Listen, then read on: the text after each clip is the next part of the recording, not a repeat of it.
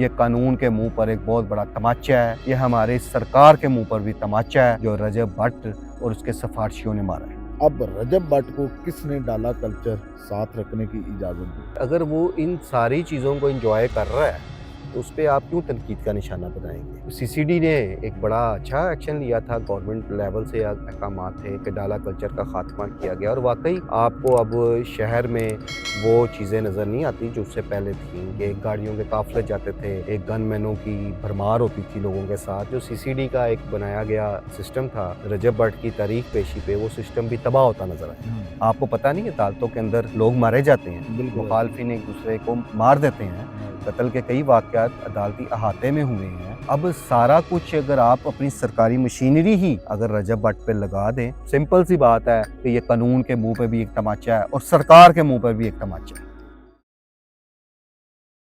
अस्सलाम वालेकुम, आप देख रहे हैं सोचता पाकिस्तान और मैं हूं मुर्तज़ा भट्टी। मेरे साथ इस वक्त सीनियर सहाफ़ी खुरम पाशा सर मौजूद हैं। अस्सलाम वालेकुम जी, सर। वालेकुम सलाम। जब से रजब भट्ट अपनी पेशी के लिए अदालत पहुंचा, उसके प्रोटोकॉल को लेकर, डाला कल्चर को लेकर सोशल मीडिया पर एक तनकीद का निशाना बनाया जा रहा है कि लाहौर के अंदर से डाला कल्चर बिल्कुल ख़त्म कर दिया गया था।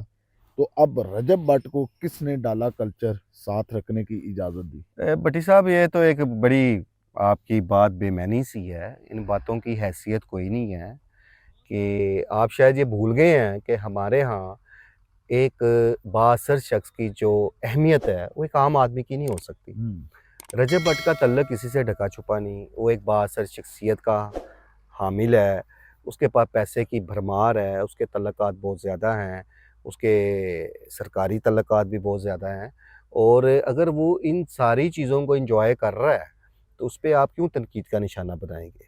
क्योंकि वो कोई गरीब आदमी नहीं है, वो कोई ऐसा आदमी नहीं है कि उसके पास सिफारिश नहीं है। अब जिस तरह की आपने बात की है जी, कानून की धज्जियाँ उड़ाई गई हैं, वो तो ज़ाहिर है सब अंधे को भी नज़र आ रहा है। अब सोशल मीडिया पे जिस तरह दिखाई जा रही हैं, एक प्रोटोकॉल शाहाना प्रोटोकॉल दिखाया जा रहा है, जिस तरह पुलिस उसे सिक्योर करके लेके जा रही है, तो काश कि ये प्रोटोकॉल हर मुल्ज़म को दिया जाए। उस मुल्ज़म को भी दिया जाए जो असल रसूख का मालिक नहीं है, जो एक गरीब मुल्ज़िम है, जिसके पास वसाइल नहीं है, जिसके पास सिफारिश नहीं है, तो ख़तरात उसको भी होते हैं। मुखालफिन से ख़तरात तो होते ही हैं, चाहे कोई वुकला से ख़तरा है या अपने मुखालफों से ख़तरा है, या कई ऐसे लोग हैं जो गरीब हैं लेकिन किसी न किसी संगीन जुर्म में भी मुलविस हैं और उन्हें अदालतों में आना जाना होता है। और दूसरी तरफ सीसीडी ने एक बड़ा अच्छा एक्शन लिया था, गवर्नमेंट लेवल से अहकामात थे कि डाला कल्चर का खात्मा किया गया और वाकई आपको अब शहर में वो चीज़ें नज़र नहीं आती जो उससे पहले थी कि गाड़ियों के काफिले जाते थे, एक गनमैनों की भरमार होती थी लोगों के साथ और डाला कल्चर बहुत फ़रोग पा गया था। लेकिन इसमें नज़र आया कि वो जो सीसीडी का एक बनाया गया सिस्टम था रजब भट्ट की तारीख पेशी पे, वो सिस्टम भी तबाह होता नज़र आया।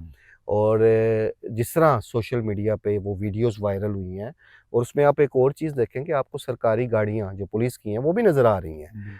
तो फिर ये इसका मतलब है कि जो सख्तियाँ हैं, जो कानून है, वो फिर बराबरी की सतह पर नहीं है, सिर्फ़ एक आम आदमी के लिए है।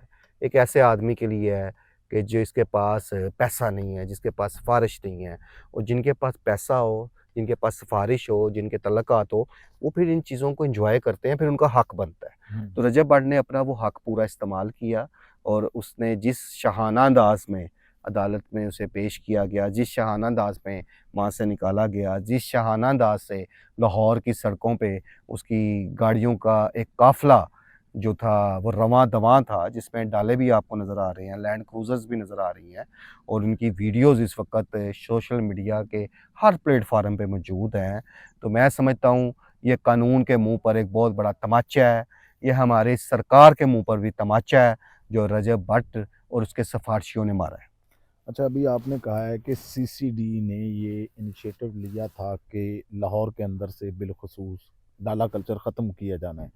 अब ये 2-3 ऐसे वकूए मंजरे आम पर आए, ख़ासकर जब अमीर फ़तेह जाता था अपनी ज़मानतों पर, उस वक़्त भी उसके साथ एक ह्यूज सिक्योरिटी काफ़िला चलता था जिसमें डाला कल्चर सरेआम था और पुलिस की गाड़ियाँ भी थी। इस रजब भट्ट के साथ भी थी। तो ये क्या खुला इत्तेज़ाद नहीं है? मैं तो कह रहा हूँ कि ये अगर अमीर फ़तेह को ये प्रोटोकॉल मिला, ठीक है, वो दुश्मनदार घराना था, उसकी सिक्योरिटी भी ज़रूरी थी। इसी तरह रजब भट्ट को भी थ्रेट थे जो कराची में वाक़या हुआ, लेकिन यहाँ पे तो उसकी मियाँ बिलाल एडवोकेट से सुलह भी हो गई थी तरीक़ पेशी से पहले, अब ऐसे ख़तरात नहीं थे। फिर भी हिफ़्ज़ मुक़द्दम के तौर पे उसे सिक्योरिटी दी गई और इससे कबल इतनी सिक्योरिटी किसी एक आम आदमी को नहीं दी गई, कभी भी नहीं दी गई, बल्कि दी ही नहीं जाती।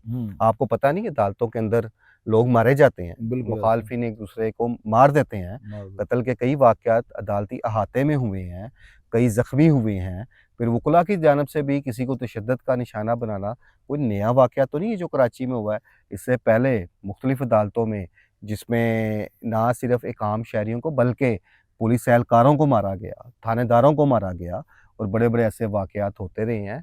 तो अब सारा कुछ अगर आप अपनी सरकारी मशीनरी ही अगर रजब भट्ट पे लगा दें, तो फिर ये चीज़ें फिर दूसरे लोगों को भी प्रोवाइड करनी चाहिए। यहाँ पे ऐसे बहुत सारे लोग हैं जिनकी जानों को ख़तरात रहते हैं, जिनकी मुखालफिन से एक पुरानी दुश्मनियाँ भी चलती आ रही हैं। वो सिर्फ़ कोई एक घराना नहीं है, बेशुमार लाहौर में ऐसे घराने हैं।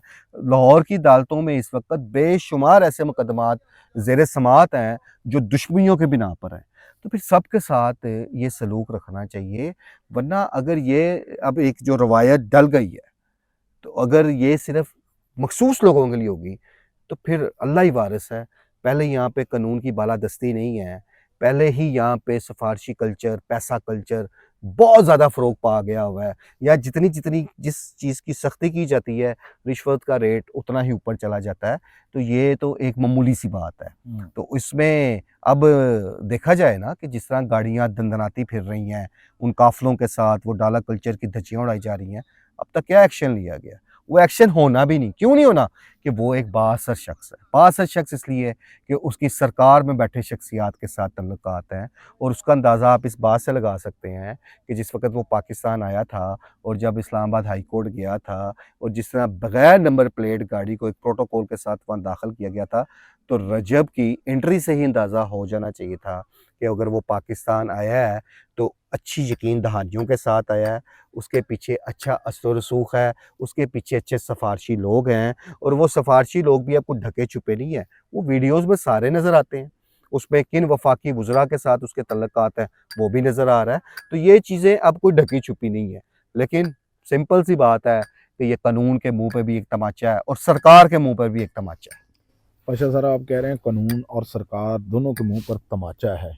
तो क्या ये तमाचा सारी ज़िंदगी रहेगा या आप देख रहे हैं आने वाले वक़्त में गरीब और अमीर में ये फ़र्क मिटा दिया जाएगा जो सिक्योरिटी को लेकर है? नहीं जी, जो एक रवायात साल-हा-साल से हमारे मुल्क में चल रही हैं, वो नहीं चेंज हो सकती। यहाँ हमेशा आम आदमी पिसा है, या गरीब आदमी हमेशा पिसा है, या गरीब आदमी हमेशा महरूमियत का शिकार रहा है, या इंसाफ के असूल के लिए हमेशा गरीब आदमी रुला है। तो ये तो कल्चर ख़त्म नहीं हो सकता। जितने मर्ज़ी दावे कर लें, जितने मर्ज़ी ये कवानीन बना दें, यहाँ पे जो जिसकी लाठी उसकी भैंस, वो कानून चल रहा है यहाँ। पाशा सर, बहुत मेहरबानी। नाज़रीन, आपने सारी बातें जानी। जिस तरह पाशा सर ने कहा कि कानून हमेशा गरीब के लिए है। आपको क्या लगता है, क्या वाक़या ही ये बात सच है कि किसी गरीब का बच्चा अदालत में जाएगा तो वो अकेला, अगर कोई अमीर पैसे वाला होगा तो उसके साथ इसी तरह प्रोटोकॉल जाएगा? अपनी राय का इज़हार कमेंट बॉक्स में ज़रूर करना। इसी के साथ मुझे और पाशा सर को दीजिएगा इजाज़त। अल्लाह हाफ़िज़।